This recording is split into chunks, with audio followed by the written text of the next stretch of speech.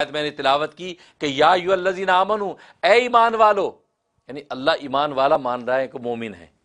اتقوا اللہ، اللہ سے ڈرتے رہو، تقوی اختیار کرو، یعنی تقوی والے بھی بن گئے۔ اسی پر بس نہیں فرمائی، فرمایا وَکُونُوا مَعَ الصَّادِقِینَ، سچوں کے ساتھ جڑے رہنا۔ کیا مطلب؟ اگر اپنے ایمان و تقوی پر مرتے دم تک تم قائم رہنا چاہتے ہو استقامت کے ساتھ، تو اس کا علاج یہ ہے کہ تم دنیا کے اندر جو سچے لوگ ہیں، اولیاء ہیں، صلح ہیں، شہداء ہیں، اور اگر نبیوں کے زمانہ پایا تو انبیاء ہیں، ان کے دامن سے اگر تم وابستہ رہو گے تو تم مرتے دم تک ایمان و تقوی پر قائم رہو گے،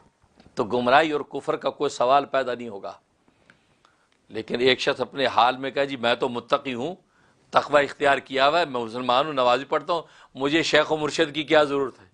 مجھے کسی کے دامن سے وابستہ ہونے کی کیا ضرورت ہے، مجھے سب کچھ حاصل ہے، مجھے حق سچ سب پتہ ہے، میں نماز بھی پڑھ لیتا ہوں، روزہ بھی رکھ لیتا ہوں۔ نہ،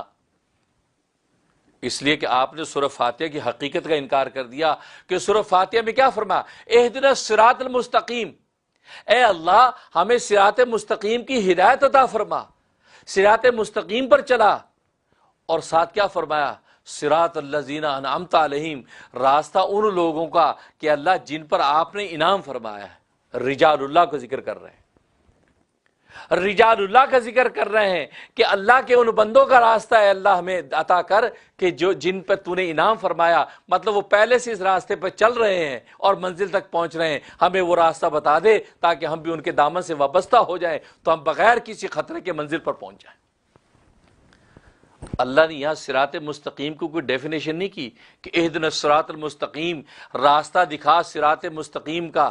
پھر صراط مستقیم کی ڈیفینیشن اللہ کریں کہ صراط مستقیم کہتے ہیں قرآن کا راستہ، حدیث کا راستہ، سنت کا راستہ، نہیں، کچھ نہیں کہا، بلکہ کیا کہا کہ راستہ ان لوگوں کا، رجال اللہ کو ذکر کیا، کتاب اللہ کو ذکر نہیں کیا، کتاب اللہ کو ذکر نہیں کیا، رجال اللہ کو ذکر کیا جو کتاب اللہ کے عامل تھے۔ فرمایا رجال اللہ کا راستہ جب تم نے مضبوط پکڑ لیا، اب بلا خطر تم منزل کو پہنچ جاؤ گے۔ اور کتاب اللہ کے ذکر بعد میں کر رہے ہیں، الف لام میم ذالک الکتاب لا ریب فیہ، اب کتاب کا ذکر بعد میں کر رہے ہیں، حالانکہ پہلے کرنا چاہیے تھا۔ معلوم ہوا کہ کتاب اللہ کا راستہ خطرے سے خالی نہیں ہے، کتاب اللہ کا راستہ اختیار کرنے کے لیے آپ کو علمی استعداد اور تپڑ چاہیے، ہر ایک کی بس کی بات نہیں ہے، لیکن رجال اللہ کے راستے سے وابستہ ہو کر منزل پر پہنچنا، ایک نابینا بھی کسی بینا کا دامن پکڑ لے گا، وہ بھی منزل پہ پہنچ جائے گا۔ اس لیے کتاب اللہ کے ذریعے سے صراط مستقیم کو حاصل کرنا یہ ہر ایک کی بس کی بات نہیں،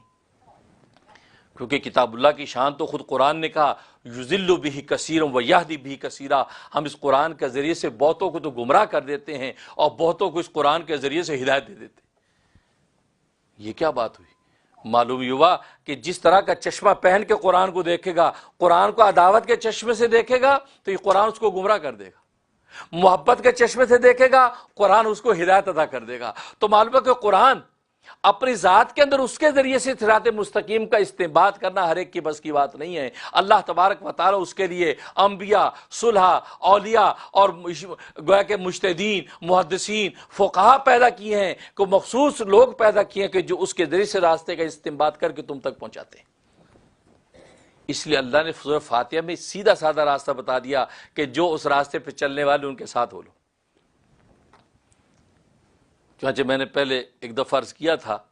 کہ سب سے سیف سائڈ یہ ہوتا ہے کہ اگر کسی سے آپ پوچھیں جی آپ مسجد کس طرف ہے، کہتا اچھا آپ نے مسجد جانا ہے، آئیے آپ مجھے فالو کیجیے، تو آپ بس اسی کو دیکھتے کہ بندہ کہاں جا رہا ہے، یہ نہیں دیکھتے کون سا ایگزٹ کون سا، بس آپ اس کو دیکھتے بھائی اس کی لائٹیں جل رہی ہیں تو آپ ڈبل لائٹ جلاتے رہیے گا تاکہ آپ کو دیکھتے رہے، آپ اس کے ساتھ سیدھے مسجد کے دروازے پہ کھڑے ہوتے۔ یہ سب سے سیف سائڈ، تو اللہ نے سورہ فاتحہ وہ سیف سائڈ بتایا۔ ورنہ ایک دوسرا طریقہ یہ ہے کہ آپ اس کو پورا راستہ بتا دیں کہ آپ سیدھے جائیے، رائٹ مڑیے، لیفٹ ہو جائیے، پہلی لائٹ چھوڑیے، دوسری لائٹ چھوڑ کے آگے رائٹ ہو جائے، اس کے بعد مسجد نظر آ جائے۔ ہو سکتا ہے وہ ایگزٹ چھوڑ دے، ہو سکتا ہے لائٹ بھول جائے، ہو سکتا ہے وہ پہلے مڑ جائے، نتیجہ یہ کہ بھٹک جائے گا۔ تو اللہ تبارک و تعالی رجال اللہ کا جو راستہ بتایا، یہ راستہ تو میں نے بتایا کہ علم حقیقت کی جو شان ہے یہ اسی رجال اللہ کے راستے سے ہی آپ کو حاصل ہونی ہے۔